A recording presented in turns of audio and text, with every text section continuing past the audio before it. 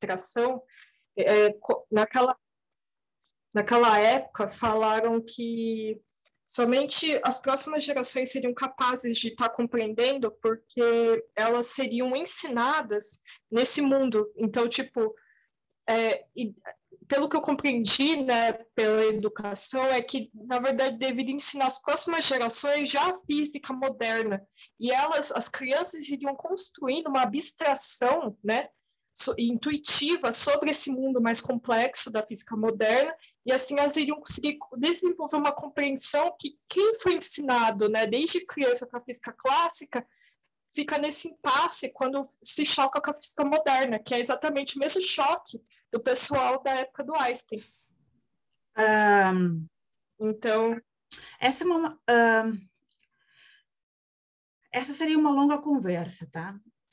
Deixa eu só deixar claro o seguinte: não é porque algo é tecnicamente complicado que eu não estou querendo dizer com dificuldade de entender que algo é tecnicamente complicado ou longe da nossa experiência. Se a gente pega, por exemplo, relatividade, tá? Pega a relatividade restrita. Há fenômenos como dilatação do tempo e contração do espaço que não são imediatamente, a gente não tem experiência disso, certo? Mas a gente entende o que se passa e a gente reinterpreta, a gente tem uma nova noção do que significa o espaço e o tempo do mundo em que a gente vive, que a gente entende completamente. Tudo bem? E o que eu estou dizendo é essa compreensão que nós não temos com a física quântica. A gente tem apenas um modelo matemático. O link desse modelo com a realidade é o que a gente não tem. Tudo bem? Entendi agora. É diferente. Não é apenas que nós não temos, assim, fomos ensinados com a física clássica, é um pouco mais complicado do que isso. Mas a gente poderia ficar a aula inteira conversando sobre isso, é um excelente assunto, tá? Mas para pensar um pouco mais de profundidade, eu acho que demoraria muito tempo, então vamos começar, já que a gente se atrasou todos. Ontem eu estou com receio de não conseguir dar o curso todo para vocês. Não, grata, e deixou claro que eu posso ser mais funda aí. É um pouco mais fundo, sim, tá? Mas é importante trazer essas colocações, porque do contrário a gente já rejeita o problema achando que a gente já sabe a resposta, e isso é sempre perigoso, né? É sempre assim interessante, sabe, se numa questão filosófica em geral, se vocês me permitem a provocação, se você acha que a resposta é óbvia, você provavelmente não entendeu ainda a pergunta, né? A profundidade da pergunta, tá? Poxa vida, já são 10h20. Eu quero dizer outra coisa. Para motivar a aula de hoje. E também tem a ver com as perguntas que vocês estão fazendo. Comunicação é algo muito complicado. Eu tenho um amigo físico-matemático, uma das pessoas mais inteligentes que eu conheço, que eu discuti filosofia com ele e certos aspectos, coisas relacionadas ao meu trabalho, e aí ele foi dar uma palestra, ele disse, Indiana, vai assistir, que eu vou usar para interpretar as coisas sobre as quais eu vou falar, aquilo que a gente discutiu. Aí eu fui assistir, e depois ele veio me perguntar, e aí, o que você achou? Daí eu disse assim, olha, você entendeu ao contrário. Você entendeu ao contrário. E por que eu estou dizendo isso, né? Porque filosofia é algo bastante complicado e não é óbvio como a gente que a maioria de vocês é de exatas, né? Não é tão óbvio em filosofia quando a gente comete um erro, tudo bem? Em exatas é mais direto, A gente perceber quando a gente comete um erro de entendimento, né? Em filosofia é um pouco mais complicado. Então, eu tô contando tudo isso para motivar vocês a, se vocês acharem adequado, ou que vai ajudar vocês, se vocês quiserem me interromper, eu acho que eu disse isso ontem, mas eu não tenho certeza, só para dizer assim, olha, Diana, eu entendi do que você falou, isso e isso. É isso mesmo? Tá? Eu os incentivo a fazer isso, se for o caso que vocês acham que vai ajudar. Tudo bem? Porque eu, né, é assim, eu desejo de coração, assim, que vocês entendam a mensagem. Primeiro ponto. Segundo ponto, eu me arrependi, confesso, profundamente de ter começado a história ontem e não ter continuado. Ou eu não deveria ter começado, ou... Então, eu não sei, eu não sei se eu não dei, pergunto para vocês agora, vocês acham que eu falo de novo? Eu não gostaria de fazer isso, mas eu gostaria de perguntar para vocês, que vocês me dissessem, eu gostaria que vocês me dissessem quais são os pontos que eu trouxe daquela história que eu comecei a contar ontem, só porque é absolutamente imprescindível que vocês entendam cada etapa dessa história, porque do contrário vocês não vão chegar à conclusão. Tudo bem? Então, vocês lembram? Vamos lá, vamos começar. Vocês lembram quais são os pontos, quais são os fatos que eu mencionei ontem naquela história em que eu comecei a contar sobre elétrons? O que a história envolvia? Vamos, só para retomar, tá, gente? Porque eu vou partir daí e, assim, repito, é necessário que vocês acompanhem cada ponto para que nós cheguemos à conclusão. Marcos está falando no chat, você pode abrir o microfone e falar? Se você... você não tem microfone. Tá, deixa eu ler então aqui, porque... Ou alguém quer ler?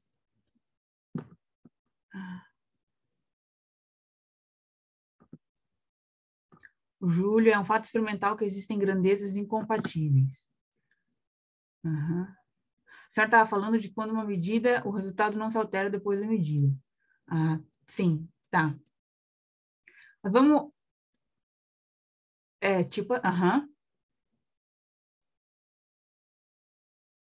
Tá bom, o pessoal acha que a gente pode seguir. Tudo bem, vamos só retomar. A gente estava falando sobre spin de elétrons, certo? Experimentos que envolvem componentes perpendiculares dos spins dos elétrons. Os elétrons, eu estava falando do spin X e o spin Z dos elétrons, certo? E a gente faz esses experimentos em aparatos experimentais, que eu estou chamando de caixa X e caixa Z. Tudo bem? Um fato importante é que, quando nós fazemos uma medição com uma caixa X ou com uma caixa Z, o experimento é repetível, certo? Se eu faço uma medição do spin X do elétron e o que eu meço é spin X igual a meio, se eu repito a medição, eu vou observar o mesmo resultado, certo?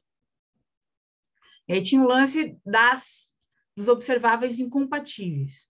Alguém quer abrir o microfone e tentar explicar qual que era a moral da história? Como é que funciona? Como é que a gente chega nessa conclusão? Conversem comigo. Posso tentar. Vai lá, Júlio. Tá. Eu não sei se todo mundo veio aqui ontem, mas começa imaginando que a gente tem uma caixa X e uma caixa Z, onde... bem, depois eu vou falar o que acontece com a caixa X e a caixa Z. Tá? A gente também tem elétrons e... aí eu não sei se eu preciso contar tudo, mas vou falar só o que eu peguei do negócio, né? Os elétrons, ele tem spin X e spin Z, né? Se não me engano, o spin X era meio e o spin Z era menos meio, né? Não. Tanto você pode ter spin X, o spin X pode ser meio e menos meio, e spin Z também. Tá bom. Isso. As caixas vão medir qual é o resultado de cada, de X ou de Z, né? E pode ser tantas duas respostas, era isso? Isso. Tá bom. Então, você podia montar experimentos iterando as caixas, né? Colocando uma depois da outra, e o problema acontecia quando você colocava caixas que em sequência não eram do mesmo tipo. Então, você tinha caixa X e caixa Z, ou caixa X e caixa X. X em particular, né? Pode ser Z e Z também. Se você coloca duas seguidas, você tinha... Enfim, é difícil explicar sem desenhar, né? Mas a ideia é que eu vou ser simples na explicação de quando repete a caixa. Não tinha nenhuma surpresa, né? O que você media numa saída, você vai ter o mesmo resultado na segunda caixinha, se forem do mesmo tipo. Quando você trocava e você colocava uma caixinha que era diferente, por exemplo, uma caixa X depois de uma Z, você tinha uma surpresa. Agora, deixa eu pensar como é que eu explico a surpresa. Bem, imagina que a tua primeira caixa é Z. Então, ali você está medindo qual que é o valor do spin Z. Você coloca um tanto suficiente de elétron, porque assim, a gente sabe que probabilidade precisa em geral, de um número suficiente para ter uma medida razoável do escopo que a gente está estudando. Então, você coloca um número suficiente de elétrons, você vai medir quantos que saem com spin meio e quantos que saem com spin Z na questão do spin Z, porque a gente está medindo a caixa Z nesse momento. Se a gente pegar agora e colocar depois dessa caixinha uma caixinha Z, que vai medir, uma caixinha X, desculpa, que vai medir agora qual que é o valor do spin X. Bem, agora se você puder continuar, que agora essa parte aqui é meio complicada para mim. Tá, vamos só... Tudo bem, obrigada, viu, Júlio? Vamos recapitular. Eu vou correr o risco de ser um pouco entediante, então, nesses primeiros minutos, mas é que é importante que fique claro esses pontos para que depois não se perca a mensagem a grande conclusão da história. Vocês lembram que uma caixa X, se a gente manda elétrons com spin Z para essa caixa X, qual que era a estatística? Isso é um fato importante. Qual que é a estatística de spin X de um elétron com spin Z igual a meio? 50-50, lembram? Se a gente manda elétrons com spin Z igual a meio para uma caixa X, metade desses elétrons tem spin X igual a meio e metade desses elétrons tem spin X igual a menos meio. Se a gente manda uma coleção de elétrons com spin Z igual a menos meio para uma caixa X, a estatística é 50-50. Lembram disso? Além do fato de que medições são repetíveis. E aí o que o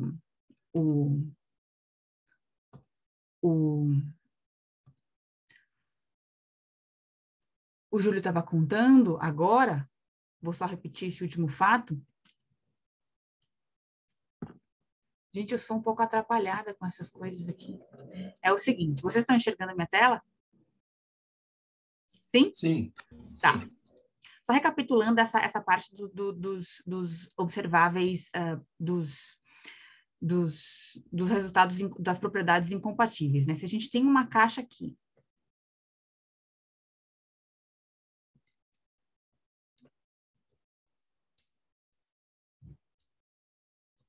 essa é uma caixa Z, tá? A gente manda elétrons para cá. Se esses elétrons têm spin Z igual a meio, eles saem por aqui. E se eles têm spin Z igual a menos meio, eles saem por aqui, certo? Aí o experimento que o Júlio estava contando agora, que a gente viu, foi a última coisa que a gente viu ontem, é que para já, a gente sabe que se a gente faz uma medição de spin Z, repito o que eu disse antes, e sai aqui, e o elétron sai pela abertura da direita, se a gente repete o experimento em seguida, esse elétron também vai sair pela abertura da direita, e o mesmo vale para spin Z igual a menos meio. Mas a surpresa que a gente viu é quando a gente faz uma medição de spin X entre duas medições de spin Z, certo? A gente viu que de uma coleção de elétrons que saem pela abertura da direita, nesta primeira caixa Z, e saem pela abertura da direita dessa caixa X, apenas metade desses caras saem pela abertura da direita dessa terceira caixa. A outra metade sai por essa abertura de cima. E tem, portanto, spin Z igual a menos meio. E aí, a conclusão que a gente chegou é que parece que é a presença dessa caixa X aqui que transforma o spin desses elétrons, de metade desses elétrons, certo? De caras que tinham spin Z igual a meio para caras que passaram a ter spin Z igual a menos meio. E um fato importante é que a gente viu que não há como a gente determinar com quais elétrons isso vai acontecer, certo? Esse é um resultado absolutamente aleatório. E um fato também importante foi que a gente chegou à conclusão de que se é verdade que sempre que eu faço uma medição do spin X de um elétron que tem spin Z bem definido, se não é possível fazer uma medição de spin Z que não tem exatamente esse efeito sobre perdão, de novo. Se não é possível fazer uma medição de spin X que tem esse efeito sobre o spin Z do elétron, que é o de poder alterar de uma maneira incontrolável e aleatória o seu spin Z, e se não é possível fazer uma medição de spin Z que tem esse efeito sobre o spin X do elétron, que é o de poder alterar de uma maneira aleatória e incontrolável o valor do seu spin X, então não é possível falar a um só tempo, né, que o elétron tem spin X e tem spin Z bem definido. Tudo bem isso? Essa era a grande moral da história daquilo que a gente viu ontem. Tá? Alguém tem alguma pergunta, algum comentário para fazer sobre isso? Vamos continuar, se não. Tudo bem? Posso ir adiante? Qual a diferença entre a caixa X e a caixa Z? Essa aqui são componentes perpendiculares do spin do elétron, tudo bem? Você pode pensar, isso aqui são propriedades diferentes, tá? Se ajuda, você pode pensar que ao invés de spin Z, o elétron tem cor, e as cores dele são preto e branco. E ao invés de spin X, o elétron tem dureza, e a dureza o elétron pode ser ou duro ou mole, tá? X e Z são propriedades diferentes do elétron. Vocês ficam confusos quando eu falo de spin X e spin Z? Porque se vocês ficarem confusos, eu posso usar outras propriedades, porque o nome da propriedade não importa muito. O que importa não vai alterar o que eu vou chamar, do que eu vou chamar essas propriedades. Mas tá confuso ou tudo bem assim? Posso continuar? Posso falar? Pode.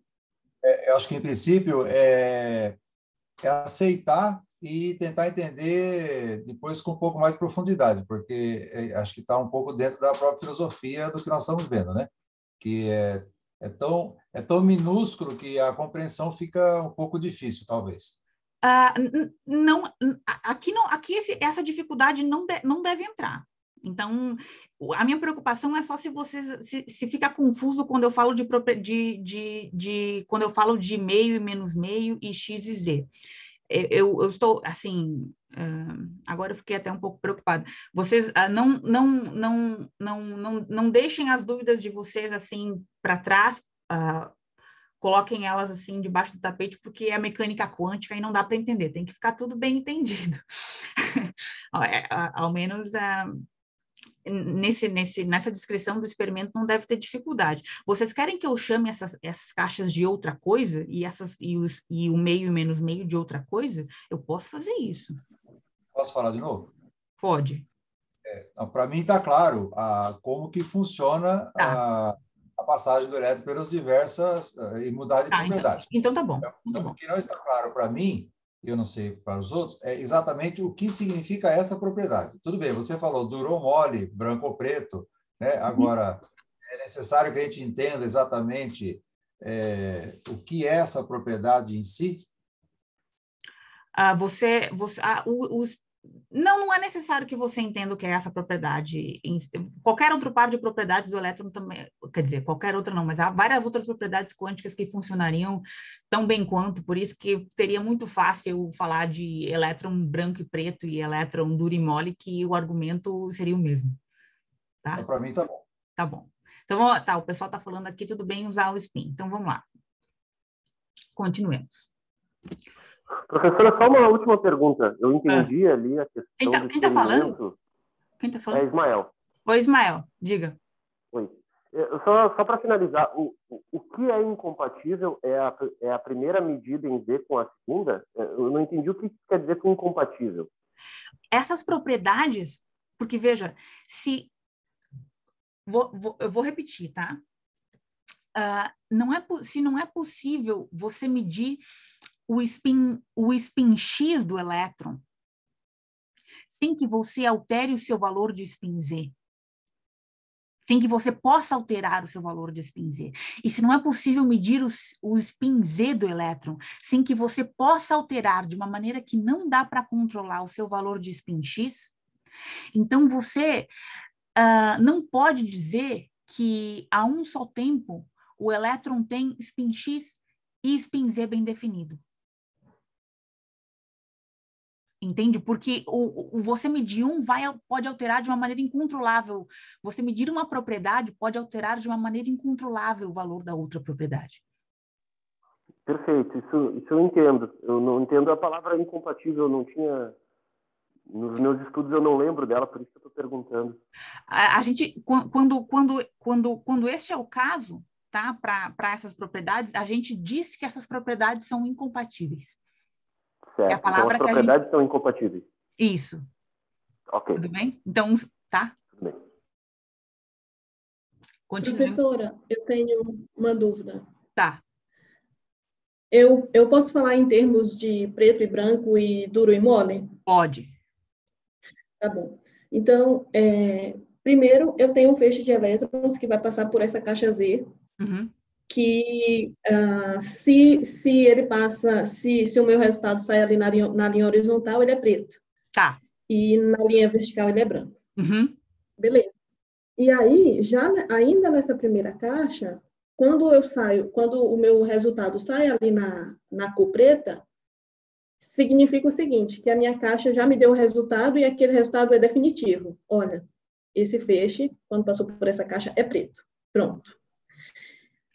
Aí, quando ele passa aqui na caixa X, se ele sai ali na minha horizontal, ele é mole, por exemplo. Uhum. E aí eu já digo, olha, se ele saiu mole, então esse é o resultado que essa caixa pode me fornecer. Uhum. E aí, quando eu chego na terceira caixa, eu descubro que o meu resultado é preto e também é mole.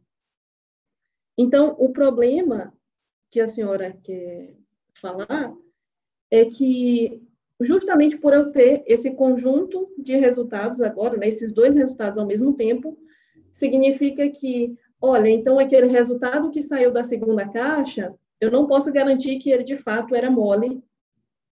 Não. E o resultado que saiu. Não. Ó, vou usar as palavras que você está usando, tá? Vamos pensar que aqui, se o elétron aqui é cor, tá? Pensa que o spin Z é a cor e o spin X é dureza. Né? Se o elétron é preto, ele sai por aqui, se ele é branco, ele sai por aqui. Se ele é duro, ele sai por aqui, e se ele é mole, ele sai por aqui, tá? Então, imagina um elétron, imagina uma coleção de elétrons que saem por aqui, tá? Então, eles são todos pretos, certo? A gente sabe qual é a estatística de dureza de elétrons que que são pretos, né? 50-50. Metade de elétrons pretos de uma coleção grande de elétrons pretos que entrarem aqui, metade deles são duros e metade deles são moles, certo? A gente fez experimentos antes e é isso que a gente sabe. Então, de uma coleção de elétrons pretos que entrarem aqui, metade desses caras vai sair por essa abertura da direita e vão ser moles, certo? Então, vamos pensar em um elétron desses, tá? O elétron saiu por aqui, ele é preto. Ele saiu por aqui, ele é duro. Aí, a gente vai medir esse elétron aqui de novo. A gente vai medir a cor desse elétron de novo, tá? Olha, a gente já mediu a cor do elétron, era preto, né? A gente sabe que o elétron que sai daqui é preto, sai daqui é mole, a gente vai medir a cor dele de novo. Só que de uma coleção de elétrons que entrarem aqui, e que a gente mediu antes eles serem pretos, só metade vai sair para a abertura direita e vão ser, portanto, pretos. A outra metade vão ser de elétrons brancos. Entendi. Entendeu? Uhum. Ficou claro agora? Tá. Diana, eu Sim, tenho uma beleza. dúvida que é uma continuação dessa, só é uma questão de nomenclatura, porque assim, não sei se eu deveria fazer essa pergunta, porque mas assim, é Ah, que tá me incomodando, porque se incomoda, você tem que está perguntar. pressupondo por hipótese que é uma propriedade intrínseca, né? Por que que eu não posso concluir desse experimento que, então não é uma propriedade intrínseca, é que nem posição. Por que que eu não posso concluir isso?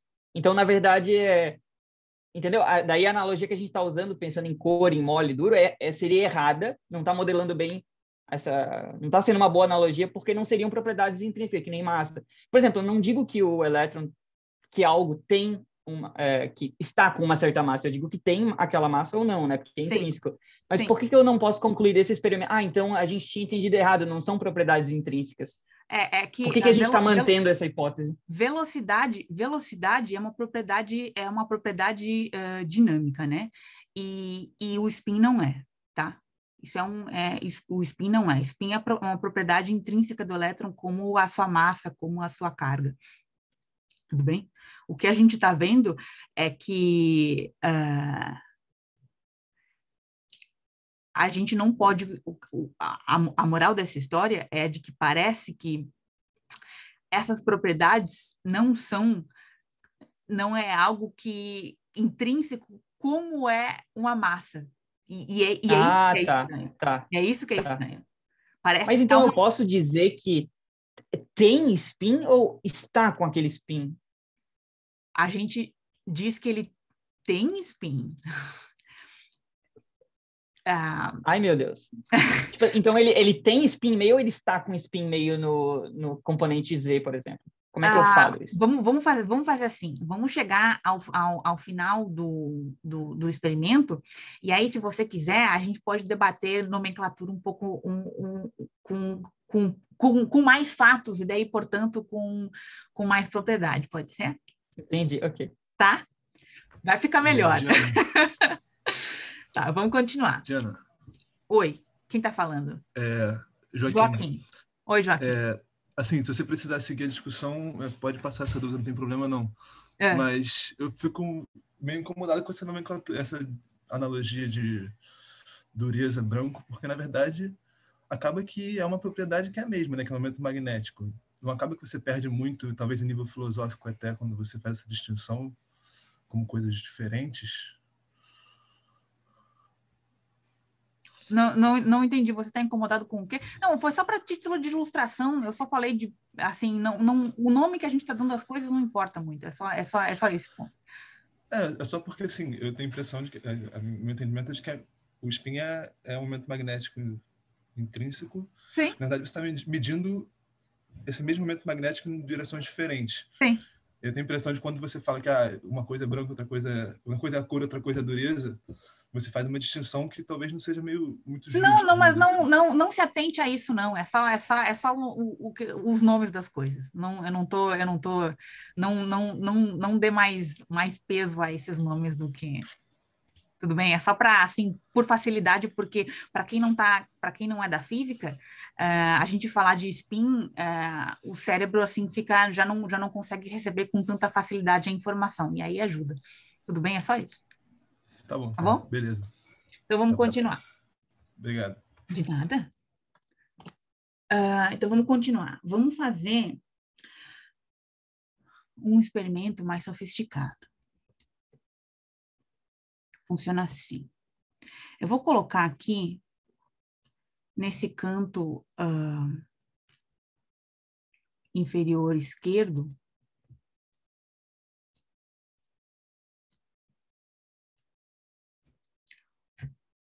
uma caixa X, tá? Então, os elétrons vão entrar por aqui. E aí, elétrons com spin X igual a meio vão sair dessa caixa ao longo dessa trajetória aqui, tudo bem? Vou chamar essa trajetória de meio, tá? E elétrons com spin X igual a menos meio vão seguir por essa trajetória aqui, tudo bem? E aí, eu vou fazer o seguinte. Aqui, nessa trajetória dos caras que tem spin X igual a meio, eu vou colocar um espelho. Deixa eu usar isso aqui. Eu vou colocar um espelho, tá? E esse espelho, o que ele vai fazer é o seguinte, ele vai alterar a direção dos elétrons que passarem por aqui, tudo bem? Ele, enfaticamente, não vai alterar o valor de spin desses caras, tudo bem? Ele só vai alterar a direção do movimento do elétron, que passa por essa trajetória aqui, tudo bem? E eu vou fazer a mesma coisa no caminho dos elétrons que tem spin x igual a menos meio. Tá legal? Eu vou colocar aqui um espelho e esse espelho não vai alterar o valor de spin desses caras. Vai apenas alterar a direção do movimento desses caras. Tudo bem? E aí, olha só. Aqui, eu vou colocar uma caixa preta, tá? Aqui no ponto em que essas trajetórias aqui convergem, eu vou colocar uma caixa preta. E essa caixa, ela também não vai alterar o spin dos elétrons, tá? Ela vai alterar apenas a direção dos elétrons, tudo bem? Então, os elétrons que passarem por essa trajetória, ao chegar nessa caixa preta, eles vão passar a seguir essa direção. E os elétrons que seguirem essa trajetória aqui, quando eles chegarem nessa caixa preta, vão passar a seguir essa direção aqui. Então, essa caixa vai forçar os elétrons que vierem por ambos os caminhos a seguirem a mesma direção a partir desse ponto. Tudo bem? É só isso. Vocês estão vendo o meu cursor aqui? Sim. Sim, tá tudo certo? Tá. Então, agora o que a gente vai fazer experimentos com esse aparato aqui. Eu vou colocar uma caixa. Opa, eu quero que essa caixa seja isso. Vou colocar uma caixa aqui.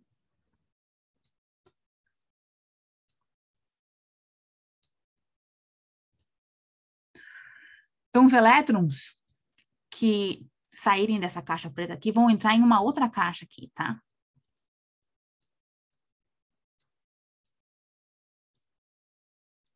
Opa. Sou péssima nessas coisas, eu não tenho destreza. Aqui é um 2, e aqui é um menos meio, aqui é uma setinha.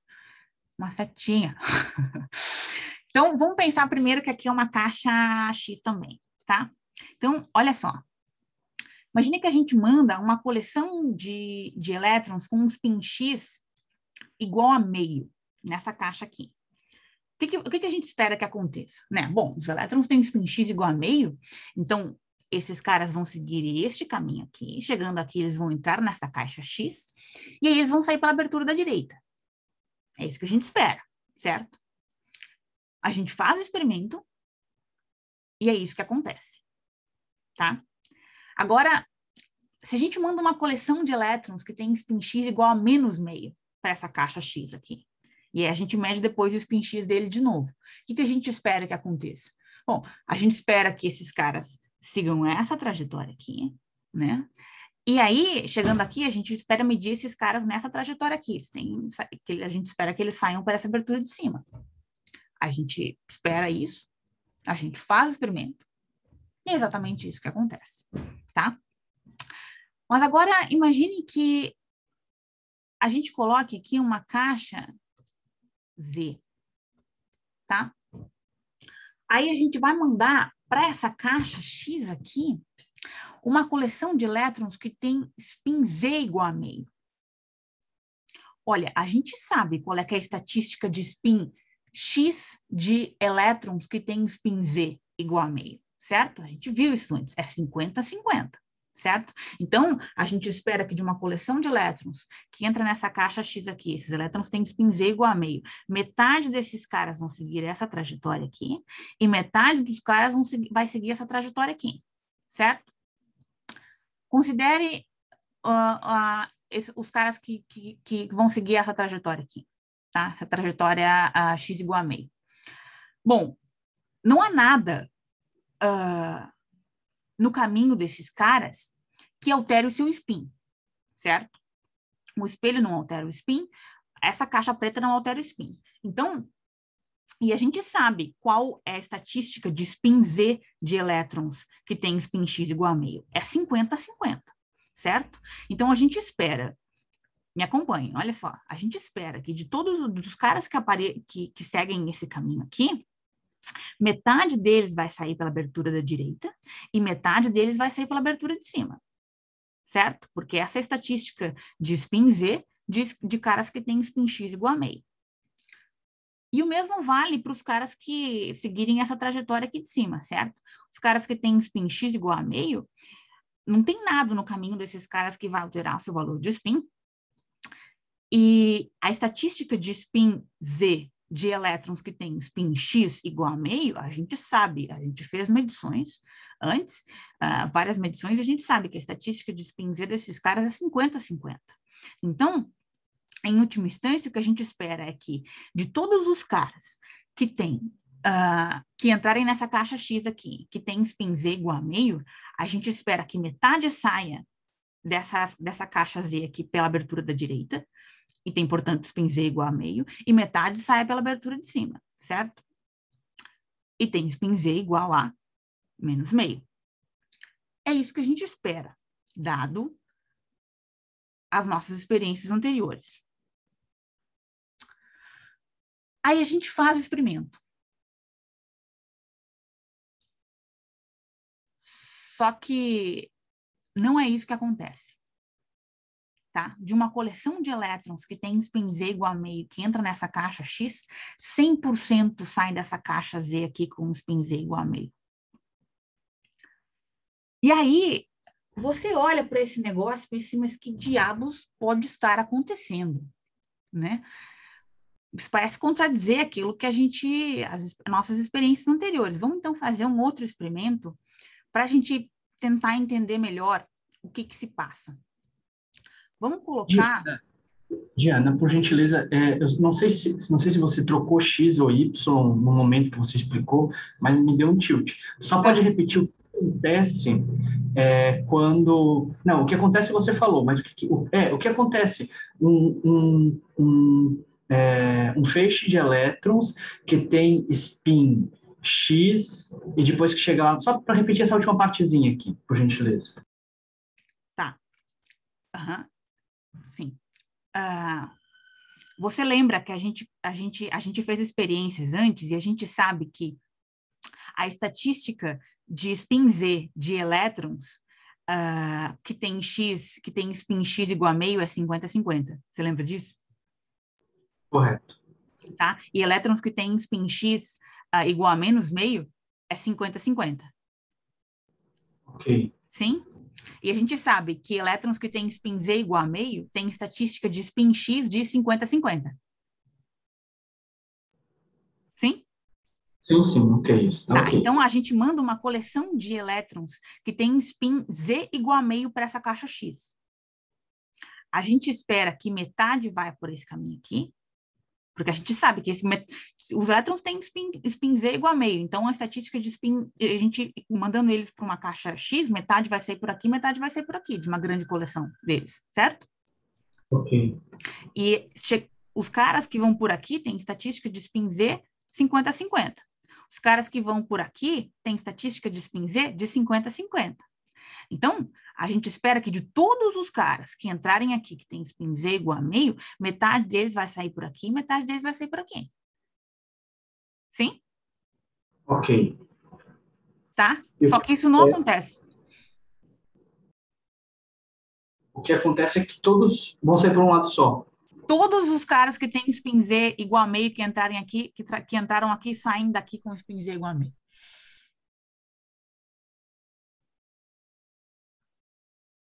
Diana, é uma pergunta que continua essa. Eu sei que vai parecer meio idiota, mas só para eu ter certeza se eu estou entendendo. O que acontece se colocar o meio em cima e o menos meio embaixo? Muda alguma coisa? Tem a ver com estar escolhendo, tipo... Não, a moral da história é que os caras que você mandou, os caras que... Pensa em pretos e brancos, se isso ajudar, tá? Se você mandar uma coleção de elétrons pretos aqui, todos vão sair pretos aqui. O nome das coisas não importa. O que importa é que a propriedade... Você esperava, dadas as experiências que a gente fez antes, você esperava que embaralhasse aquela propriedade, certo? E não embaralha. Você tem o mesmo resultado. Mas a minha pergunta é mais ou menos no seguinte sentido, né? Se todas saem preto nesse experimento, se eu mudar, se eu trocar qual que é o preto e branco em outro experimento, vai sair todo mundo branco ou não? Vai sempre sair todo mundo preto? Se você manda uma coleção de elétrons brancos aqui, vai sair todos brancos aqui. Se você mandar uma coleção, tua dúvida é se... tá. Então, se você, ao invés de elétrons com um spin Z igual a meio, mandar com um spin Z igual a menos meio para essa caixa X aqui, o argumento é idêntico e você vai medir todos eles com um spin Z igual a menos meio aqui. Diana, deixa eu só... Então, se eu entendi direito, antes, aquele experimento que você passou ontem para nós e que mostrou agora há pouco, tipo, a medição no meio, ou seja, a caixa X, alterou a propriedade Z. Agora, a configuração do experimento não alterou a propriedade Z. Não alterou. É isso que está nos incomodando, tá? Perfeito. Agora faz todo isso que está nos incomodando. Antes a medição do X alterou a propriedade Z. Agora a medição do X não alterou a propriedade Z. Exatamente. Tá? Então, isso que está nos incomodando. A gente pensa assim, mas que diabos? Porque a gente fez os experimentos antes e a gente estava esperando uma coisa coerente, certo? Isso não aconteceu. Então, tudo bem? Vamos continuar. Perfeito.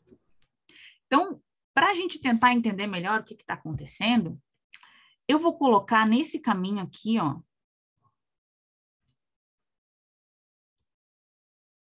dos elétrons que passam por essa trajetória aqui, eu vou colocar... Eu não tô sendo... não estou conseguindo desenhar adequadamente. Deixa eu começar de novo, vai. Eu vou colocar aqui, ó, pensem que isso aqui é uma parede, tá? Uma espécie de parede móvel. Que ela pode ser deslizada à vontade, tá? De maneira que, se essa parede ela tiver para dentro, por assim dizer, ela vai bloquear a passagem dos elétrons que passam por esse caminho aqui. Mas se essa parede estiver fora, a gente vai recuperar o experimento que a gente acabou de discutir. Tudo bem isso? Ok. Tudo bem. Tá? Diana, eu posso... Dá para deslizar a parede. Por favor, o que está falando? A Poliane. Oi, Poliane, pode falar. Ainda sobre esse experimento que tu acabou de fazer. Então, quando eu tenho esse meu feixe de elétrons Z entrando nessa caixa X, que eu vou chamar de pretos. Uhum. Quando eles saem da caixa X, como a estatística é 50-50, então aqui na direção vertical eu tenho um feixe de elétrons, 50% deles branco, e depois 50% deles preto. Não. E aí, quando eles... Não. É porque você mandou elétrons pretos para cá. E você está medindo dureza agora. Tá. Uhum. Tá? Você mandou elétrons pretos para cá. E aqui você está medindo dureza. Então, esses caras são duros e esses caras aqui são moles. Uhum. Certo? E você sabia qual é que é a estatística de cor de elétrons duros? Metade deles são pretos e metade deles são brancos. Certo? Tá bom. Beleza. Pegou agora? Peguei. Tá. Então, continuando aqui. Tá legal, galera? Então, aqui, ó, tem uma parede, tá? Vou colocar essa parede e ela pode deslizar à vontade.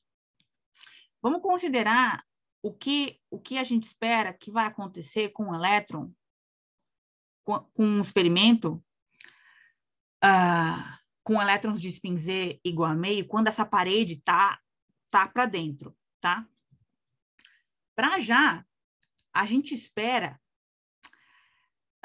de uma coleção de elétrons que entrarem nessa caixa X aqui, a gente espera medir só metade aqui, certo? Porque a gente espera que metade vai ficar presa aqui, tudo bem? E deixa eu algo importante que eu esqueci de enfatizar. É possível garantir que esta parede não altera o spin do elétron. Tudo bem? Isso é importante. Essa parede não altera o spin do elétron, assim como esse espelho e essa caixa preta aqui não altera o spin do elétron. Isso é importante, tá?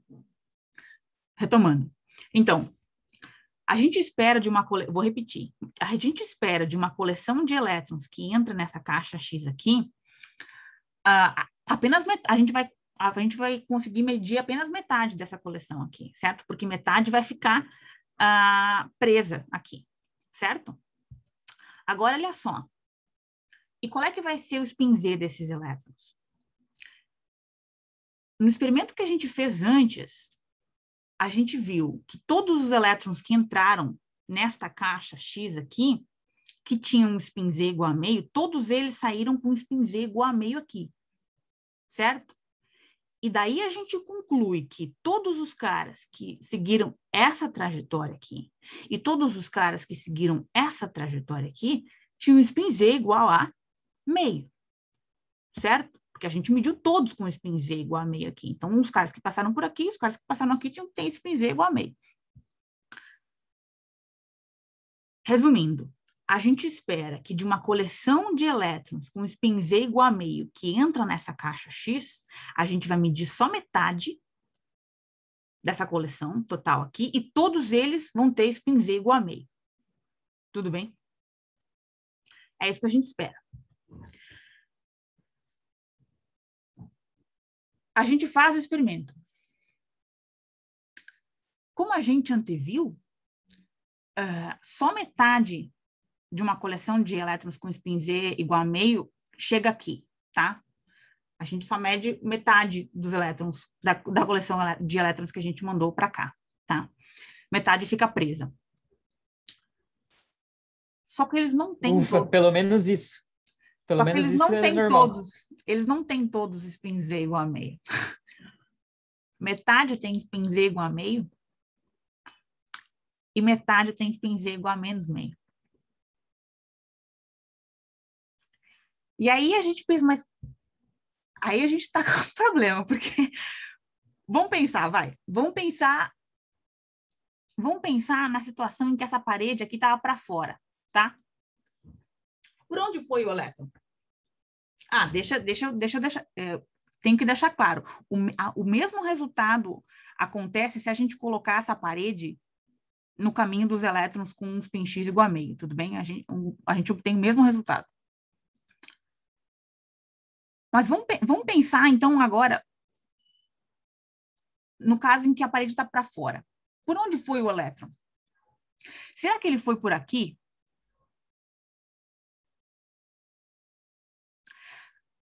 Parece que não pode ser, né? Porque a gente acabou de ver que os elétrons que vão por aqui têm estatística de spin Z de 50 a 50. Ao passo que quando a parede está fora, a gente sabe que todos os elétrons que entram aqui todos os elétrons que entram aqui com spin Z igual a meio saem daqui com spin Z igual a meio. Então, o elétron não pode ter ido por aqui. Será que o elétron pode ter ido por aqui? Também não, pela mesma razão, porque a gente acabou de ver que elétrons que vão por esse caminho têm, pelo experimento que a gente acabou de discutir com a parede, certo? Todos os elétrons que vão por esse caminho têm estatística de spin Z de 50 a 50. E quando a parede está fora, todos os elétrons que entram aqui saem com o mesmo valor de spin. Putz, mas então, será que os elétrons foram por ambos os caminhos ao mesmo tempo? Vamos considerar essa hipótese, tá? Vamos fazer assim. A gente manda os elétrons para cá e quando eles estiverem aí dentro, a gente abre essa caixa e a gente olha onde eles estão, tá? Nunca é o caso que a gente encontra uma parte do elétron aqui, uma parte do elétron aqui, tá? O que quer que isso signifique, ou que a gente encontra 2 elétrons. Quando a gente faz esse experimento, metade de uma coleção de elétrons, né, na metade das vezes, a gente encontra o elétron nesse caminho aqui, e na outra metade das vezes a gente encontra o elétron nesse caminho aqui. Putz, mas então ele não vai por ambos os caminhos ao mesmo tempo, tá? Será que ele foi por nenhum caminho, então? Né? Isso também não pode ser, porque se eu colocar uma parede aqui e eu colocar uma parede aqui, nada passa aqui, nada chega aqui. E aí, gente, olha a conclusão a qual a gente chegou. O elétron não foi por aqui, o elétron não foi por aqui, o elétron não foi por ambos os caminhos ao mesmo tempo e o elétron não foi por nenhum. Só que essas são as únicas 4 possibilidades lógicas que podem responder à pergunta por que caminho foi o elétron.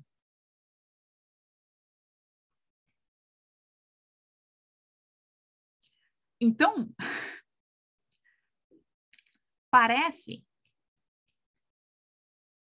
que algo muito profundo, importante, básico, não vai ser capaz de se sustentar aqui, tá? E ficou acordado, é um dos dogmas da física teórica hoje, tá? Que algo muito importante e profundo e básico não se sustenta, tá? Que experimentos como esse aqui nos forçam a admitir é que, ou melhor, o que experimentos como esse aqui nos forçam a fazer é a negar que a pergunta onde está o elétron faz sentido.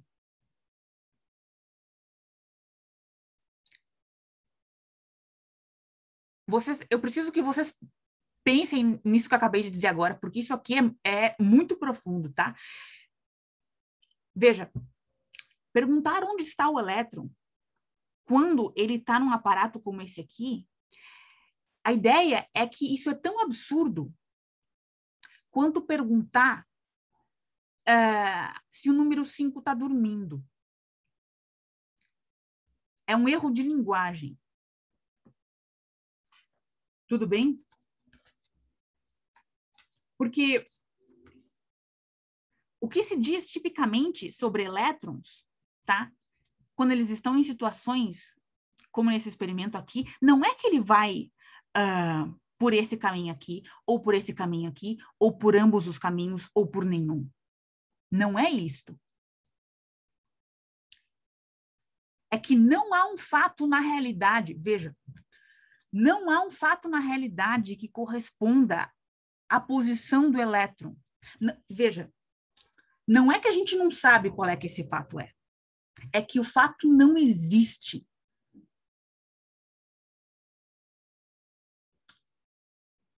Tá? Então, e a gente inventou uma palavra para isso. A gente diz que quando um elétron de spin Z entra nessa caixa X aqui, passa por esse aparato, ele está numa superposição de estar nos caminhos menos meio e meio, tá?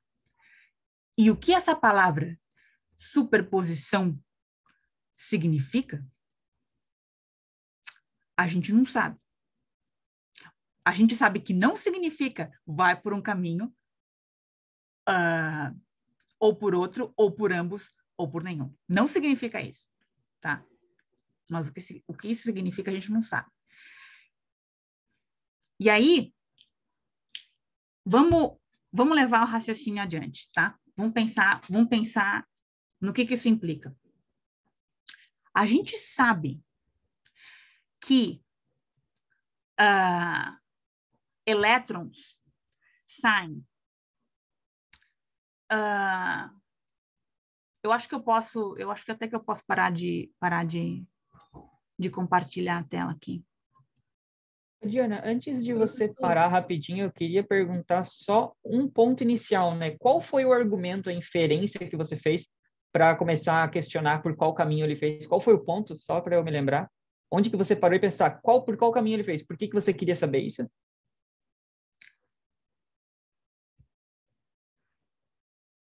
Porque o experimento com... você quer que eu repita? Você percebe que a gente fez o experimento com a barra aqui, certo? Ela tava a parede estava bloqueando o caminho do elétron aqui. Uhum. Certo? E aí, a gente viu que se essa parede bloqueia o caminho dos elétrons, todos os elétrons que vão por aqui, todos os elétrons que entrarem nesse aparato seguem por este caminho. Uhum. Certo? E todos os elétrons que seguem por este caminho, portanto, tem a estatística de spin Z deles é 50-50. E agora, se eu colocar a parede neste caminho aqui, eu sei que todos os elétrons que entram aqui, isso me garante que todos os elétrons que entram por aqui seguem por este caminho aqui. Certo? E eu sei que os elétrons que seguem por este caminho aqui têm estatística de spin Z de 50-50. Então, eu sei que os elétrons que seguem por este caminho aqui têm estatística de spin Z de 50-50, e os elétrons que seguem por... Vou botar agora a parede aqui. Os elétrons que seguem por este caminho aqui têm estatística de spin Z de 50-50. Ok. Tudo bem? E aí a pergunta, bom, então eu sei, mas os caras quando não tem parede, o lance é, quando não tem parede, a estatística dos elétrons que chegam aqui é de 100%, certo? Todos os elétrons que chegam aqui com valor de spin saem aqui com valor de spin. Esses caras não podem ter ido por esse caminho aqui, pelo argumento do experimento da parede. Nem por esse caminho aqui. Porque a estatística de spin de caras que vão por esse caminho ou por outro, a estatística de spin desses caras é outra. Será que esses caras foram por ambos os caminhos? Não, porque a gente não observa isso. Será que esses caras foram por nenhum caminho? Também não dá para ser. Tá, entendi um pouco melhor agora. Ô, Diana. Entendi. Alô? Tô te ouvindo, Matheus, pode falar. O que acontece é que quando você não coloca a parede é como você nem está medindo, né, o spin X, né? É isso que acontece, não é? Aí, tipo, o spin Z só meio que se conserva, né? E aí ele continua saindo. O que significa... O lance, a gente já vai chegar nesse ponto, o que significa medir, tá? Porque aí que tá por enquanto não tenta já interpretar da maneira usual, né? Tá? Só observa o fenômeno do que a gente entende, tudo bem? Do que deve acontecer, que a gente entende por ser propriedades, de objetos ter propriedades, e que a gente espera, tendo em vista experimentos anteriores, e as contradições que eu acabei de apontar. Tudo bem? Depois a gente vai chegar nesse lance da medição já. Tá bom? Você está pedindo para eu interpretar de maneira inocente, tipo, tentar... Não de maneira inocente. É que o que você está chamando... Eu digo, tipo, esquecer que eu vi mecânica quântica. É tipo isso. Primeiro. Já adiantando, Matheus, o problema é que a gente não vai conseguir definir o que é uma medição. Entendi. É porque eu estava confuso, né? Porque quando você estava falando, antes de desenhar as paredes, eu já pensei que estava medindo, né? O spin X, né? Não, e aí... veja, o que significa medir? É isso que está o ponto. Sim. Tá? Porque a gente sabe, né, quando a gente mede o spin X do elétron, o spin Z, o spin X de elétrons com o spin Z, a gente sabe qual é a estatística deles, né? Então, o que está acontecendo aqui? Tudo bem? E o lance é que a gente inventou essa palavra superposição para dar conta dessa coisa que não se sabe o que é que se passa aqui, parece que não há, como eu disse, a maneira com que os livros texto, embora não digam explicitamente, entendem o que se passa aqui, não é que um elétron vai por um caminho ou pelo outro, ou por ambos, ou por nenhum. Tá? É que não há um fato, não há posição do elétron quando ele está num aparato desse. Tá? Não há algo na realidade que corresponda à posição do elétron, à trajetória do elétron. Tá? E agora veja, a gente sabe que um elétron sai por essa abertura aqui, ó, e tem, portanto, spin x igual a menos meio, se e somente se foi um elétron com spin x igual a menos meio que entra nessa caixa. A gente sabe que um elétron sai pela abertura de spin x igual a meio, se e somente se foi um elétron com um spin x igual a meio que entrou na caixa.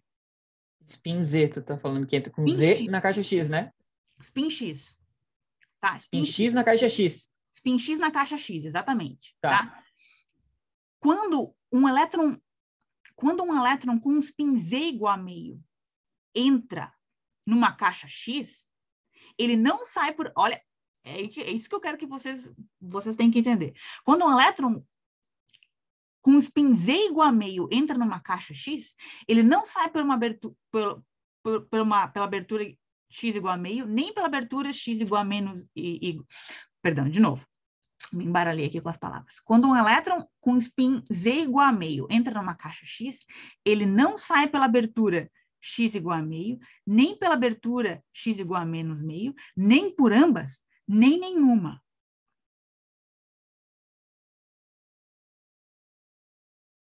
Ou seja, um elétron que tem spin Z igual a meio não é um elétron que tem spin X igual a meio, nem spin X igual a menos meio, nem ambas as coisas, nem nenhuma. Eu posso parar de compartilhar a tela. Tá? Portanto, veja, dizer que o elétron tem spin Z igual a meio é dizer que o elétron está em uma superposição de spin x igual a meio e spin x igual a menos meio.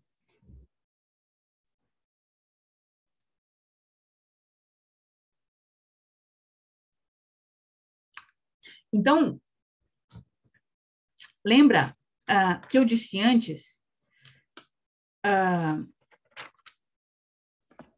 que não é possível dizer que um elétron tem, ao mesmo tempo, um spin X e um spin Z bem definido?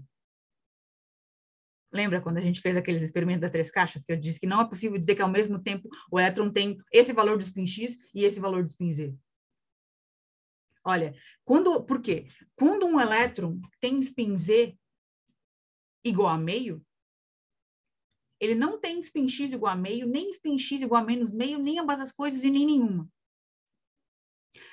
Quando um elétron tem um spin Z igual a menos meio, ele não tem spin X igual a meio, nem spin X igual a menos meio, nem ambas as coisas e nem nenhuma.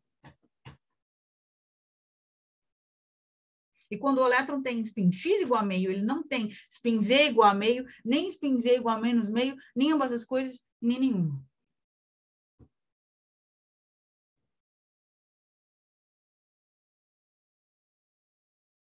E aí, vocês vão entender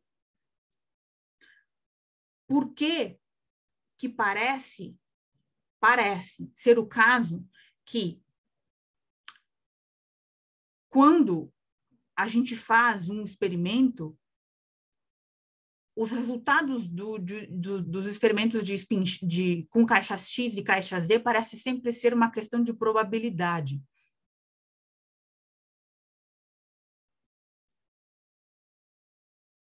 Porque, veja, imagine que a gente tem elétrons com spin Z igual a meio, tá?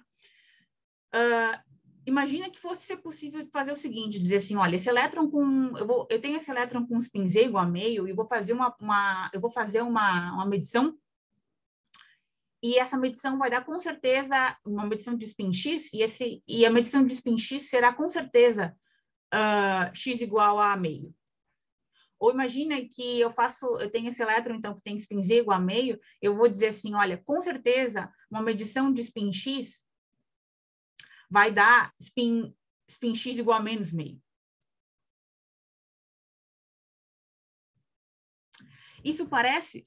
Dizer isso parece contradizer aquilo que a gente sabe ser o caso, que é que um elétron que tem spin Z igual a meio está em uma superposição de ter spin X igual a meio e spin X igual a menos meio.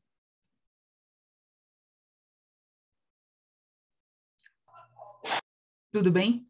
Então, e ainda assim, quando a gente faz o experimento, a gente observa sempre um elétron com um spin Z, ou ele tem spin X igual a meio, ou ele tem spin X igual a menos meio.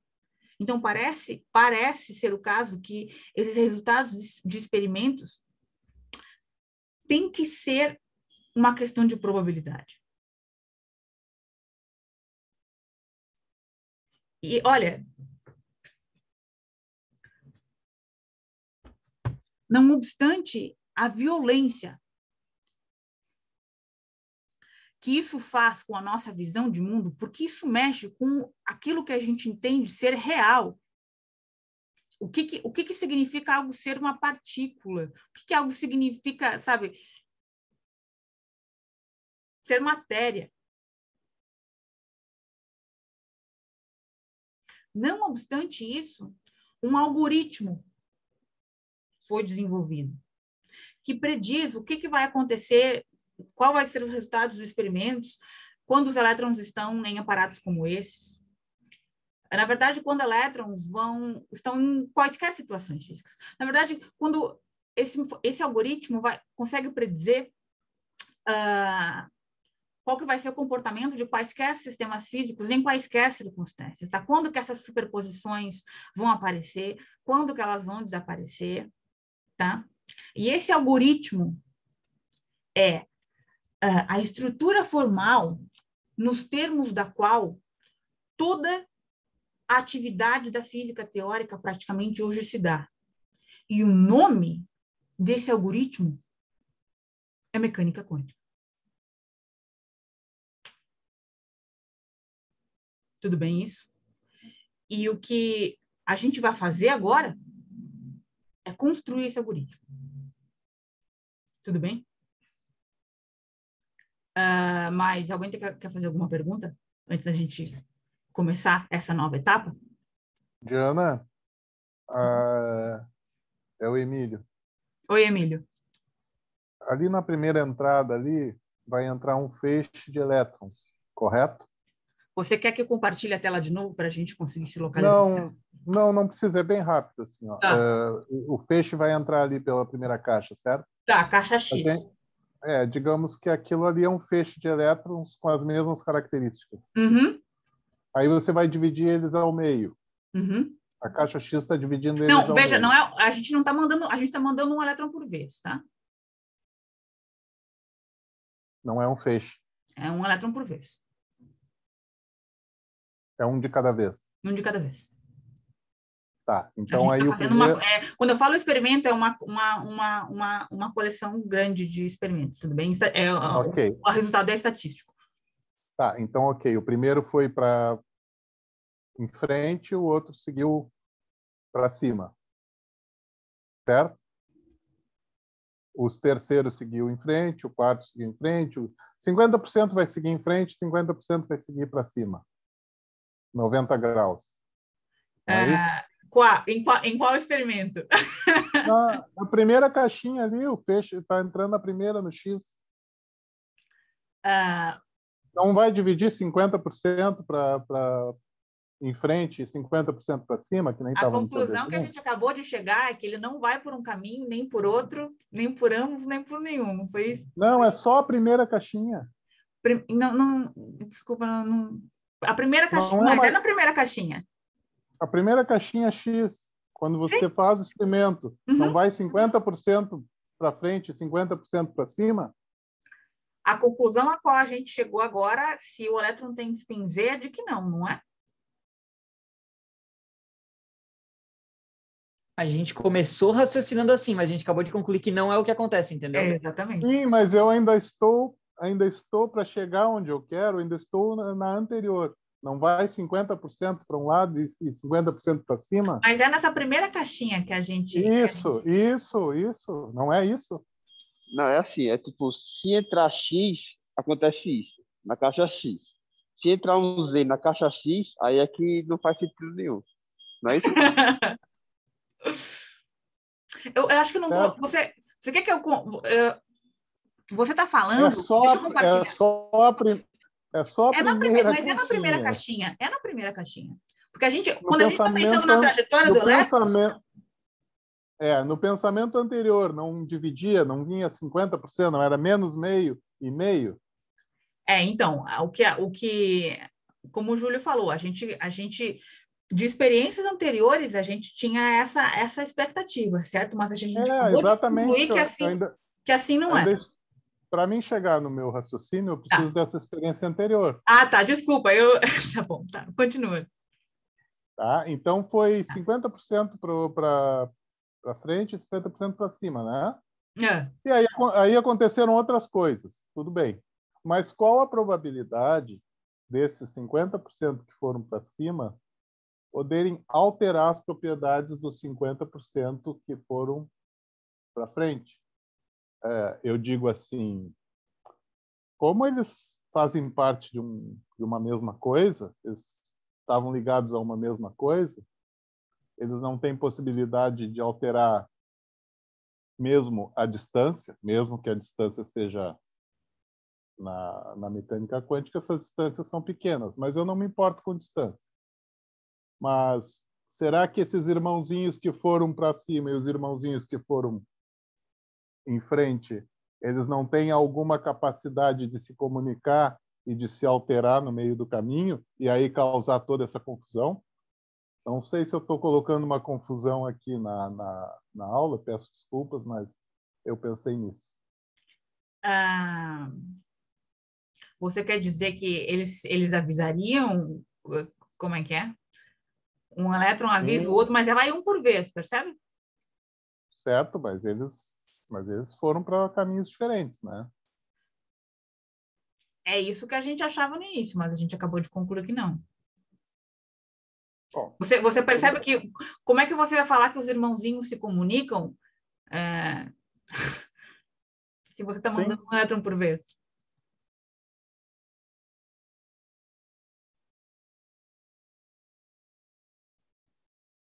O elétron ele teria que ter um diário daí, né? E deixar escrito para o próximo saber quem teria foi. Que ter uma conspiração aí, eu não sei. Pode ser. Não há problema nenhum. Deixar uma identidade, né? Uma assinatura, né? Isso seria uma hipótese que daí você teria que articular e depois demonstrar, né? Mas a conclusão a qual a gente chega, tendo em vista os resultados dos experimentos, é essa. Tudo bem isso? E eu preciso que vocês entendam o peso filosófico do que significa dizer que não há fato na realidade que corresponda à trajetória do elétron ou ao valor de spin do elétron quando ele está na caixa. Porque isso é muito profundo. Tá? O que está dizendo é que não existe... Veja, vou repetir. Não é o entendimento comum, não é que a gente não pode saber qual é que é o fato. É que não existe o fato. Não é uma questão de ignorância.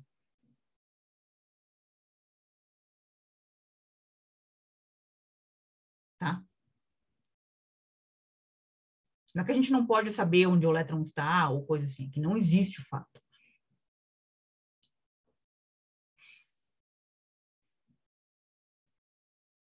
Vamos debater isso um pouco mais. Eu vou começar, então, agora, como eu disse, não obstante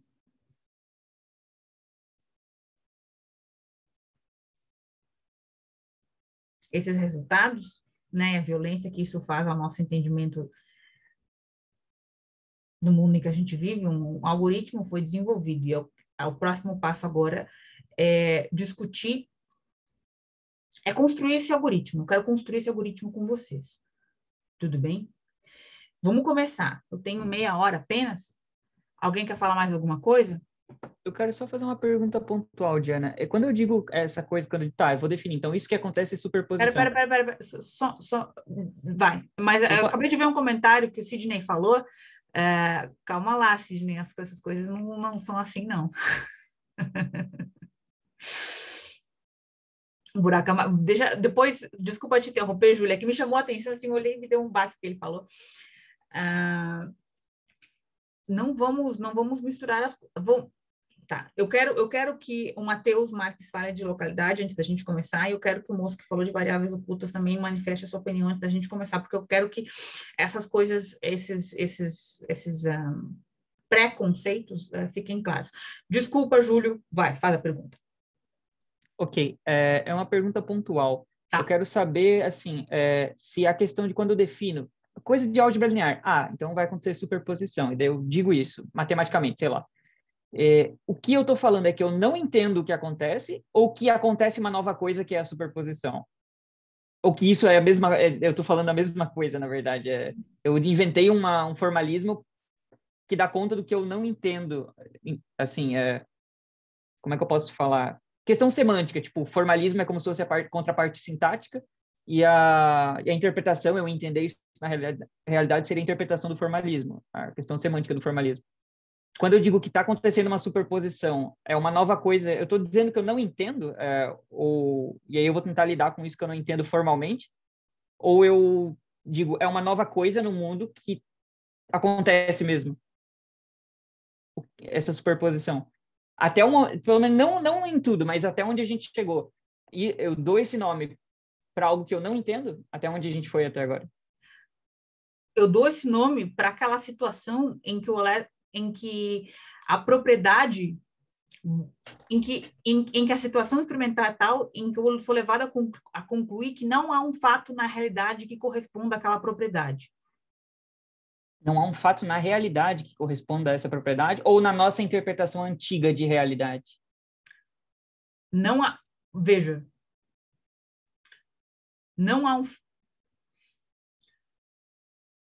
fato na realidade que corresponda... Porque, veja, quando você diz assim, não há um fato na realidade que corresponda ao spin X do elétron, certo? Quando o elétron está lá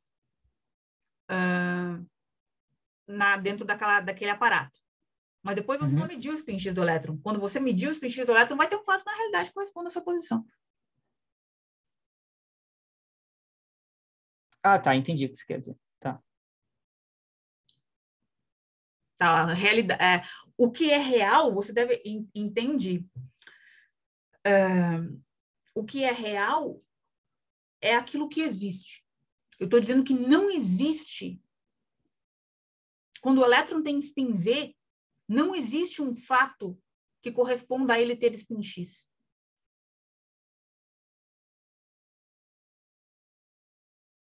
Quando ele está porque um elétron ter spin Z igual a meio, eu acabei de dizer, dizer que um elétron tem spin Z igual a meio é dizer que um elétron está em uma superposição de ter spin X igual a meio, spin X igual a menos meio.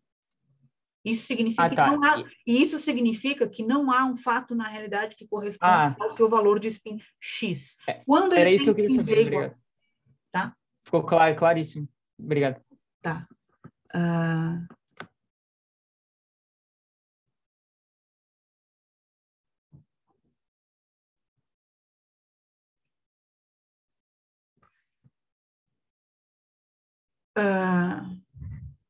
Matheus, você quer falar em voz alta o que você tá falando no chat? Para compartilhar, essa é uma questão importante que eu acho que você está trazendo.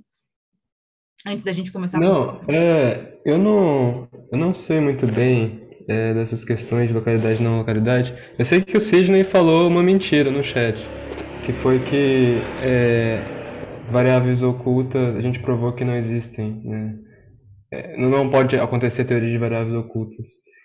Aí o Antônio falou ali, né? Eu acho que talvez ele entenda melhor que eu. Mas eu sei que tem uma questão assim que não pode haver com localidade, né? Uma coisa assim, né?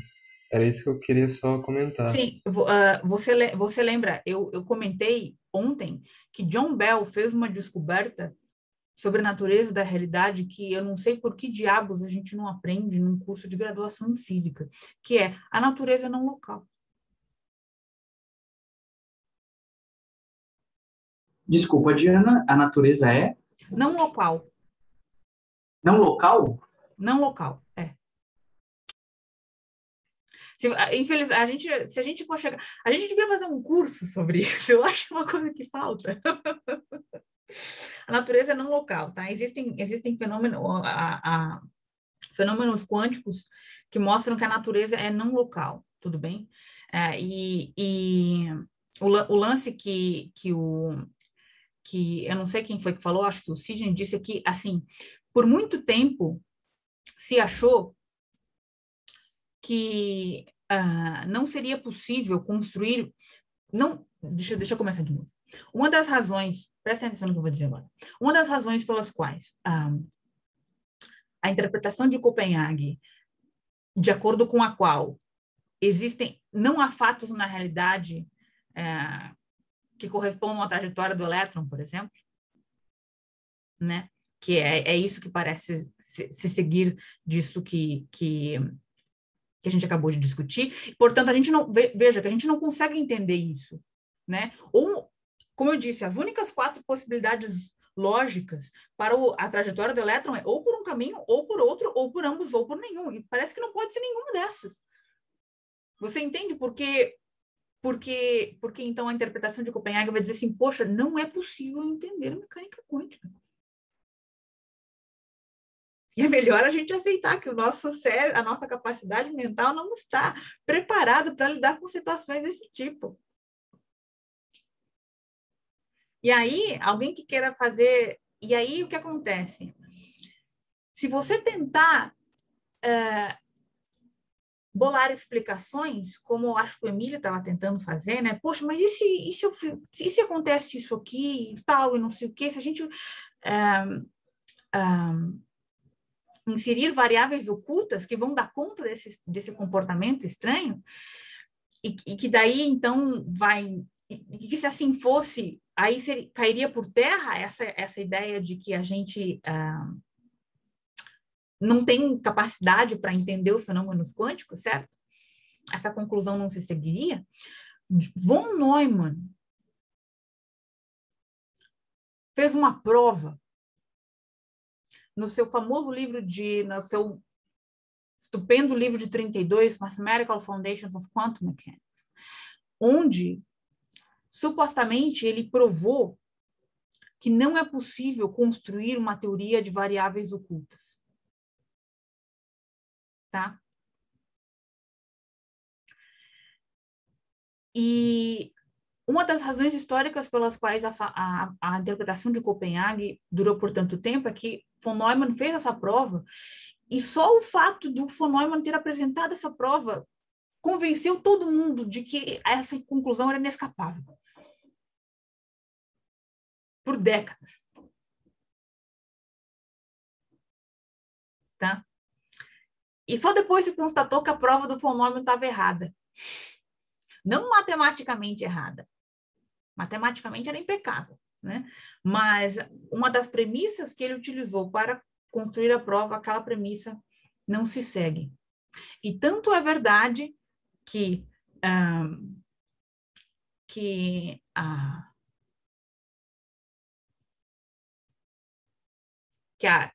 a conclusão não se segue, que há uma teoria de variáveis ocultas. Foi construída uma teoria de variáveis ocultas, que é o que o pessoal está falando aqui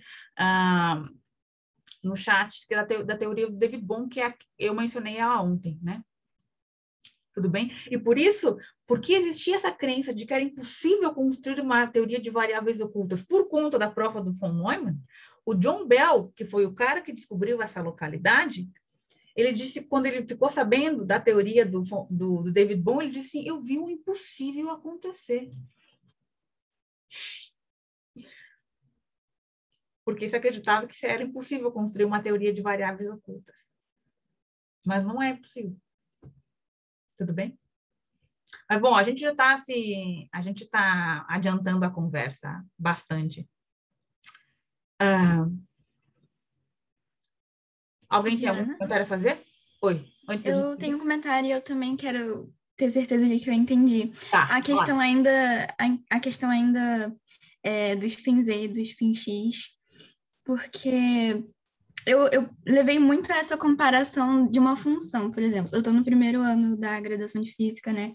Então, eu estou olhando as coisas de uma visão um pouco mais simples. Eu fiquei me perguntando, será que esse elétron na realidade existe? Porque se não existe algo que corresponda a ele de um spin Z para o spin X, então será que ele existe?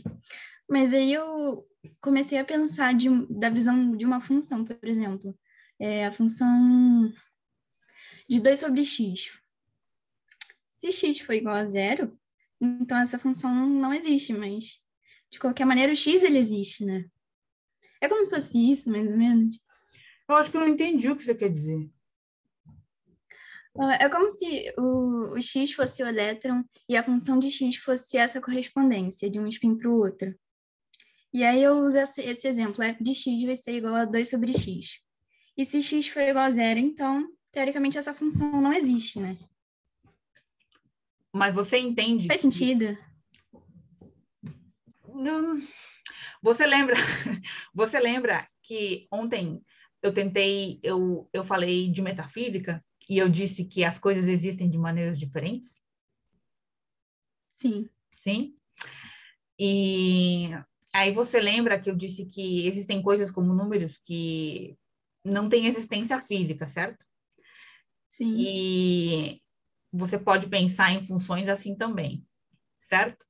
Quando você está pensando, por exemplo, de 1 sobre x, é que x não está bem definido, quando x é igual a 0, a função não está bem definida, a gente diz, né? Uhum. E essa noção de existência, ela não é a noção de existência que a gente pensa que, por exemplo, existe a Diana aqui sentada numa cadeira agora, falando com você. Quando você pensa que uma função não está bem definida, não é a mesma coisa do que dizer, não tem o mesmo peso do que dizer um elétron não existe quando ninguém está olhando, quando ele está naquele aparato. Você percebe? Entendi. Mas esse elétron, ele existe, certo? Ele tem existência física, certo? Assim como você existe. Sim? Uhum. Pensa que você dizer que a existência de uma solução para uma equação, essa noção de existência não é a mesma noção de existência com o que a gente diz, por exemplo, a Ana Clara existe.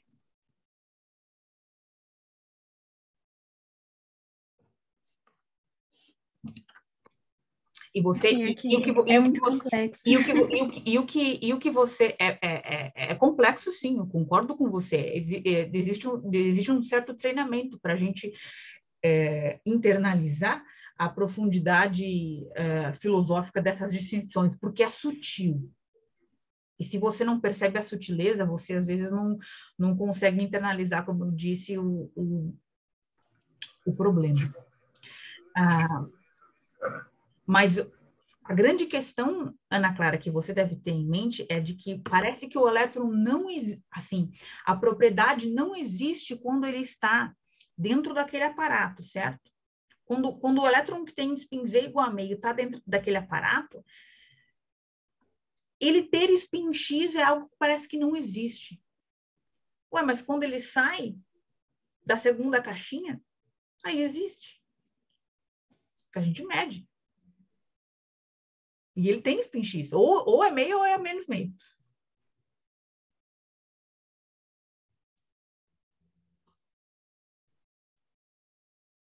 Ok. Obrigada. Aos pouquinhos vai indo.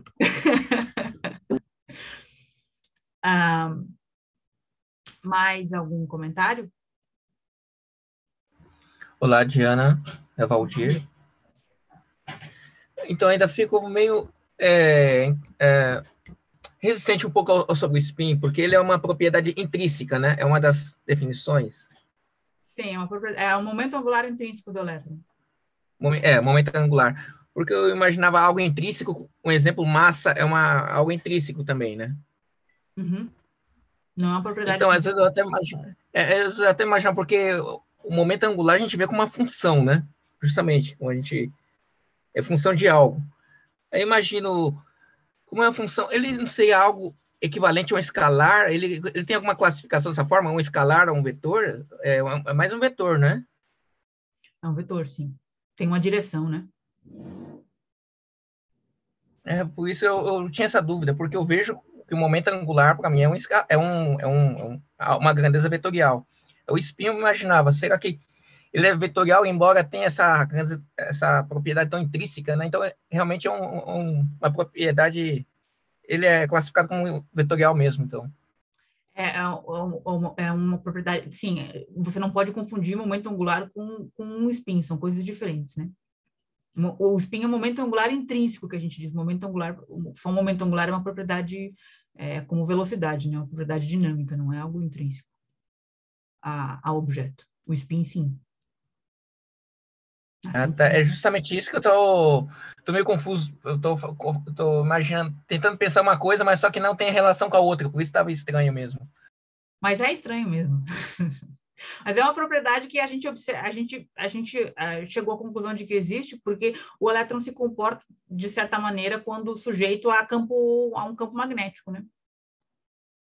Então, aquela situação que diz, só o fato de nós medirmos, já alteramos algum resultado, só esse fato. Eu não sei se isso pode ser equivalente ao que você estava explicando hoje também. Não sei o que você quer dizer. Sim, é um vetor. Por exemplo, quando diz, só o fato de nós tentarmos fazer uma medida, nós já interferimos no experimento também, né? Eu não sei se isso tem a ver com o que a gente vê que não vem o que é o esperado muitas vezes. A gente vai chegar a essa discussão toda. O que eu estou fazendo aqui é preparando o caminho para a gente chegar, para vocês entenderem o que é o problema da medição e aí vocês vão conseguir pensar com um pouco mais de cuidado, porque a gente fala assim, mas quando a gente mede, então acontece isso. Por que há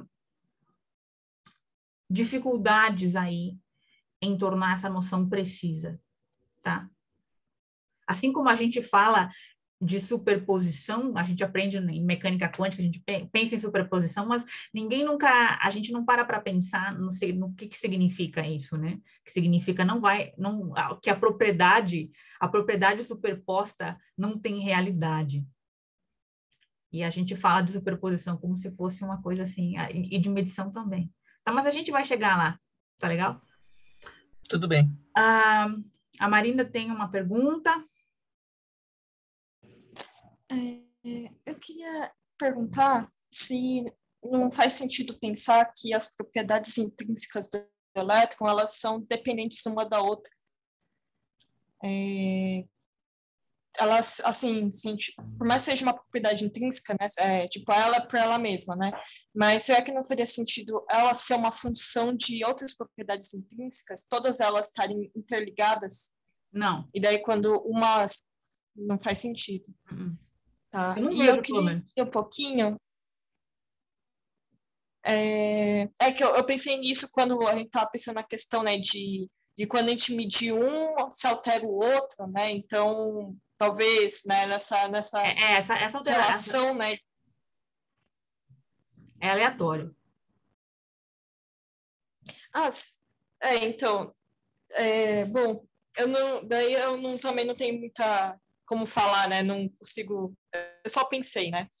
E outra coisa que eu queria é que eu penso que tudo que é aleatório ele joga do pessoal da teoria do caos, aí, o pessoal que estuda teoria do caos, aí deixa para eles. Não, mas é diferente, né? Porque a teoria do caos, o estudo as leis que regem o comportamento caótico, como a gente pensa em teoria do caos, são determinísticas, tá? Que fique claro. E aqui não parece, e aqui o entendimento ortodoxo é de que não é esse o caso. Entendi. Tá. E outra questão é sobre o próprio forma de de estar fazendo essa detecção, né? Que, por exemplo, quando os elétrons estão entrando na caixa e daí separa, né? Assim, inicialmente, na proposta inicial, separa, uma quantidade vai para cima, outra quantidade vai para o lado. Só que quando a gente mede, ele não é eliminado o elétron, porque a gente está medindo uma propriedade do elétron. Então, ele meio que colide com o detector e a gente meio que, vamos dizer assim, a gente elimina o elétron, né? Porque ele colidiu, a gente eliminou. Tipo, eu penso mais nisso com fóton, né? Quando a gente vai medir as propriedades do fóton. Uhum. Se a gente detecta o fóton, a gente anula o fóton. Então, como que a gente consegue medir e falar 50% vai para cima com tal spin, 50% vai para o lado, sendo que a gente está, sei lá, na minha percepção, a gente está anulando o elétron ali. Como que é feita essa medida em si? Não sei se eu entendi a tua dúvida. Você está querendo dizer que é a interação com o aparato experimental que provoca essa alteração? Não que provoca, mas assim, como que a gente consegue medir, por exemplo, se a gente está medindo um feixe de elétrons, eu imagino que está anulando o feixe, porque a gente está pegando e detectando todos os fótons que estão chegando, e esses fótons estão colidindo com o aparato, e a gente está destruindo os elétrons ali do feixe, né? A gente está tirando informação. Ele tá se colidindo e está ficando, tá interagindo com o material do detector, né? E assim a gente está tirando informação. Quando você mede a massa do elétron, você destrói a massa do elétron? É que eu não conheço direito como funciona. Para mim é mais fácil pensar em fóton. Eu não sei como faz os detectores de elétron, mas, por exemplo, de neutrinos, né? Quando faz detecção de neutrinos, o neutrino vai lá, né? Bate com o meio líquido da água, por exemplo, água pesada, e daí com essa interação do neutrino com a água lança um fóton que é detectado pelos detectores, entendeu? Que interage no detector e lança uma informação para o computador. Então, teoricamente, o neutrino ele é eliminado, né? Porque ele interagiu com a água, a energia dele foi para o meio, né? Para a água. Então, eu imagino que para o elétron, a gente acaba também... é uma transferência de energia do elétron para o detector e assim a gente consegue medir a propriedade do elétron. E por si só, o elétron também é meio que eliminado. Não sei se está fazendo sentido. Eu não entendo o que você quer dizer com eliminar o elétron quando a gente o mede, mas... Ele não sairia da caixinha. Mas a gente observa o elétron. Bom, não sei, de repente você quer articular isso um pouco mais assim diretamente, porque tem bastante gente, a gente está sem tempo, eu não consegui começar, e aí ainda a parte formal, a gente ia começar a construir o formalismo hoje, e tem 3 perguntas ainda, mas de repente você consegue articular assim a pergunta de uma maneira mais direta, e aí a gente volta a conversar amanhã, pode ser, Marina? Eu acho importante que você, mas até eu entender o que você quer dizer, para esclarecer, porque está um pouco difuso ainda, né? Eu acho que eu não estou entendendo o que você quer dizer. Tudo bem? Pode ser? Pode ser. Tá. Desculpa que tem bastante gente, tem três pessoas que estão querendo fazer perguntas. Assim. O Marcelo quer perguntar? Oi, Diana. Tá me escutando? Oi, tudo bem? Estou escutando. Show. Será que a gente pode voltar um pouquinho ali naquela imagem que você fez do experimento? Pode.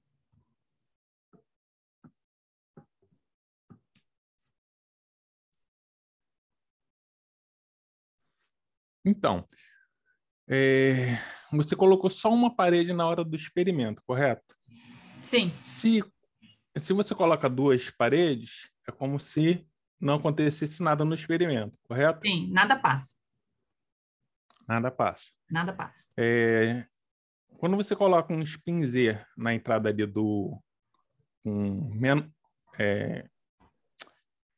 com um meio na entrada ali do spin X e tiver duas barreiras, na barreira que eu liberar, ele passa, correto? Sim. Quando ele entra no segundo spin Z, como ele é meio, ele vai sair meio ou sempre sai, ou pode ser 50%? Quando tem a barreira, Não, sempre... quando tira uma barreira, independente da barreira que eu tiro. Quando você coloca uma parede em um dos caminhos, né? Se eu botar a parede aqui, os elétrons todos vão seguir por esse caminho aqui, certo? E o fato é que a gente manda... Se você mandar 100 elétrons, tá? E tem uma barreira aqui, você vai medir só 50 elétrons aqui depois. Metade fica sempre metade fica presa, tá? Beleza. E os elétrons que vão por esse caminho aqui e chegam aqui, eles sempre têm a estatística de spin Z de 50-50. Entendi. Tá bom? A saída aqui nesse segundo Z aqui vai ser 50%. Sim. Também. Sim. Em cada um. Sim. É quando não tem barreira, que todos os elétrons que entram com spin Z aqui, saem com spin Z aqui. Com o mesmo valor de spin. Isso, um elétron por vez. Um elétron por vez. Um elétron por vez. Tudo bem? Tá bom. Obrigado. De nada. Victor? Diana, eu tenho uma pergunta sobre a suposição de estarmos querendo construir uma teoria quântica, né? Teoria quântica. Um passo que parece fundamental dentro das discussões que foram colocadas é encontrar o conjunto das coisas pelas quais as proposições dessa teoria teriam lastro no real, né? Naquilo que existe. Sim. Né? Então, nós poderíamos concluir por estes experimentos que a posição do elétron nesse contexto não seria uma tal propriedade que pertenceria a essa classe de referência? Ou não necessariamente? Isto é, se eu estou pensando em construir uma teoria quântica e nós verificamos que a posição, em alguns casos, não existe, então as proposições dessa teoria necessariamente então não deveriam conter essa propriedade. Poderia afirmar isso ou é ainda cedo para esse tipo de afirmação? Veja, é que há circunstâncias em que você vai dizer que a posição não existe e há circunstâncias em que você vai dizer que existe. E o problema é você distinguir fisicamente, se você está disposto a fazer, a ir adiante com essa ideia, é você articular que leis físicas regulam, determinam em quais circunstâncias e por que a posição, faz sentido falar da posição do elétron, né, que existe posição do elétron nessas circunstâncias e nas outras não. Tudo bem? É diferente. Não é que não faz nunca sentido falar de posição do elétron. É que quando o elétron está no aparato e está em uma superposição das trajetórias, aí não faz. Dependendo da circunstância, dependendo da circunstância, entendo. Uhum. Tudo bem? Tudo bem. Obrigado. De nada. Gente, já deu a hora. Eu digo para vocês que essa conversa que nós tivemos hoje, durante a aula inteira, eu gostaria de ter finalizado ontem, para dar tempo. Então, assim, próximo passo, aula de amanhã, e aí a gente vai construir o algoritmo, tudo bem? A gente vai discutir um pouco de matemática no início da aula, e depois a gente vai entender como que a gente aplica esse algoritmo para situações, para fazer predições experimentais. E aí depois a gente vai discutir desdobramentos conceituais disso. Tudo bem? Duas perguntas ainda, vamos lá. Marina, depois Valmir. Professora, a gente estava debatendo ali no chat, né? Acho que eu consigo entender um pouco melhor a situação. Então, assim, vamos dizer que o elétron ele está passando dentro da caixa e está sendo influenciado por um campo, né, elétrico, e isso faz com que uma parte dos elétrons vão para cima e outra parte vão para o lado, né? Então, ele não exatamente é eliminado, né, absorvido por um detector, porque existem diversos tipos de detector, né? Mas Cuidado. Em qual experimento?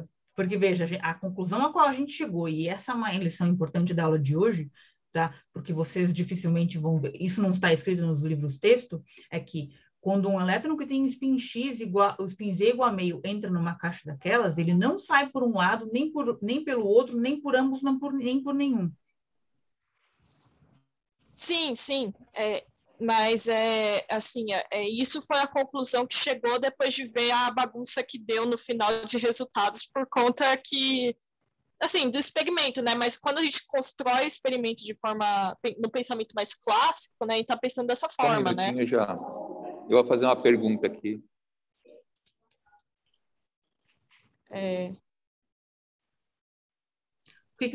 O que você quer dizer com um experimento mais clássico? Você está negando? Não, a lógica de pensamento, assim, a primeira lógica que a gente estava construindo, né? Então, assim, o elétron, ele passa pela caixa e está recebendo campo magnético, um campo elétrico, que ele vai dar uma influência em cima do elétron para poder ele ir para um lado e para o outro. Isso é a ideia inicial.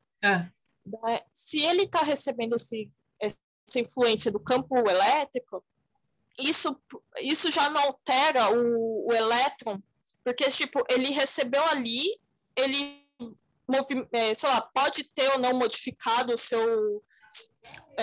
o lugar onde ele vai sair, né, pensando na forma clássica, só que quando ele sai da caixinha, ele para de estar interagindo com aquele campo, né, ele para de estar sendo influenciado por aquele campo. E daí ele pode, nesse momento, ele não pode alterar o seu spin, quando ele para poder ir para a caixinha? Eu tô gostando muito de ver, Marina, que você está tentando intelectualmente dar sentido às coisas, está muito, muito legal, exatamente isso que eu quero que você faça. Mas veja, o que é o spin? Você pensa, o que é o spin? Como é que a gente sabe que existe algo como o spin do elétron, tá? É porque você submete o elétron a um campo magnético e ele se comporta de determinada maneira. Isso. Só que daí, quando ele sai... Então, quando você fala altera, isso... O que altera? Percebe? A gente sabe que objetos têm massa quando objetos estão sujeitos a um campo gravitacional. É assim que a gente sabe que existe algo como uma massa de corpos, certo? E assim a gente sabe que existe algo como um momento angular intrínseco do elétron, quando a gente submete esses elétrons a um campo magnético e eles se comportam de determinada maneira. Tudo bem? Sim. Entendi agora. Tá bom. Você percebe que como é sutil o entendimento do que significa algo existir com determinada propriedade? Sim, é uma questão de definição, né? Acho que essa definição faltou. Para o meu entendimento, acho que eu não captei muito bem essa definição do como definir o spin, como trazer essas propriedades, assim, tipo, por mais que você tenha falado, acho que agora que eu absorvi isso, entendeu? Obrigada. Tá, legal. Valmir, quer fazer uma pergunta? Oi, só uma questão. Esse experimento foi John Bell que fez? Esse qual? Oi, conseguiu ouvir? Estou ouvindo. Qual esse experimento dos spins? Isso. Esse não é o experimento dos teoremas de Bell, não.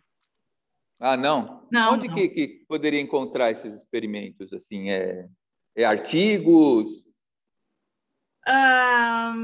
Eu posso ver para você para já assim esse experimento que eu assim da onde quem que foi que primeiro os fez. Você quer uma descrição física detalhada? Eu posso ver para você e te trago amanhã, pode ser?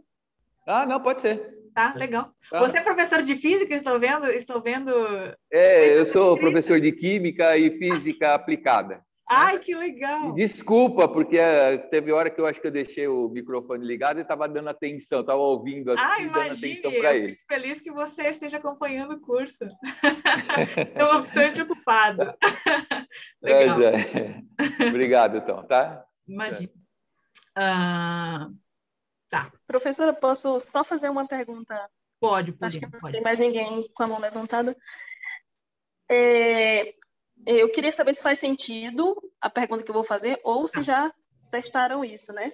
Mas de fazer um experimento em que aquela caixa X ela é colocada dentro de uma outra caixa totalmente fechada e aí o feixe de elétrons de spin meio Z que vai passar por essa caixa X também seja lançado dentro dessa outra caixa toda fechada. Tipo, que todo experimento seja realizado dentro de uma caixa fechada, exceto aquela outra caixa final, a Z, né, que ela seja colocada do lado de fora dessa super caixa que tem a caixa Z, a caixa X. Tipo, para saber se sai alguma coisa ou se não sai nada. Desculpa, nela. Não entendi, mas você percebe que nesse experimento que eu discuti com vocês agora, a gente não... o lance é tudo... Aquela caixa X, a gente colocou uma caixa X e o elétron sai, né? O elétron não sai nem por um caminho, nem pelo outro, nem por ambos, nem por nenhum. A gente não está observando o que está acontecendo, certo? O que a gente observa é a gente mandou os elétrons para dentro desse aparato e o que a gente mediu eles lá no fim. É como se tivesse, se eu entendi corretamente o que você está descrevendo agora, é como se tivesse numa caixa grandona tudo fechado. É exatamente isso. É exatamente isso que está se passando ali. Porque Tá você concorda comigo que não há como você observar uma situação como o elétron passa por um caminho, não passa por um caminho, nem por outro, nem por ambos, nem por nenhum. Você não enxerga isso.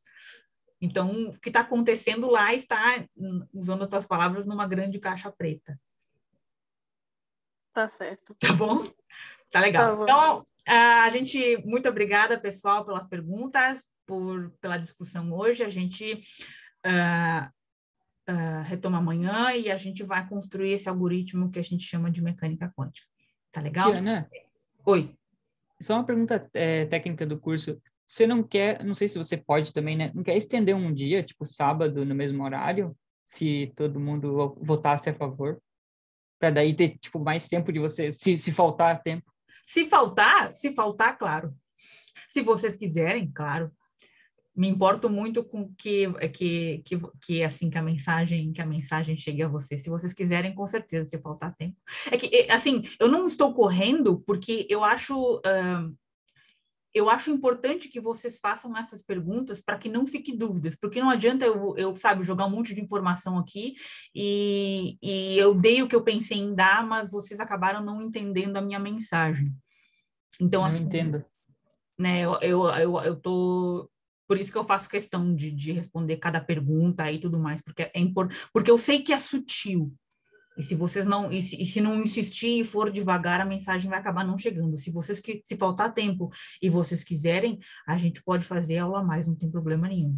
Com muita alegria. Se você quiser fazer... É claro. Caso seja conveniente fazer um formulário, amanhã você coloca no chat e as pessoas vão votando até o final da semana. Aí, tipo assim, se precisar, você aceitaria ter uma aula extra? Sei lá, alguma coisa assim. Tá legal. Claro, Júlio. Obrigada por sugerir. Nada, eu quero continuar esse papo. Tô quase obrigando aqui. Legal. Então tá bom. A gente se vê amanhã, então. Tchau, pessoal. Tenham todos um bom dia. Obrigado por hoje.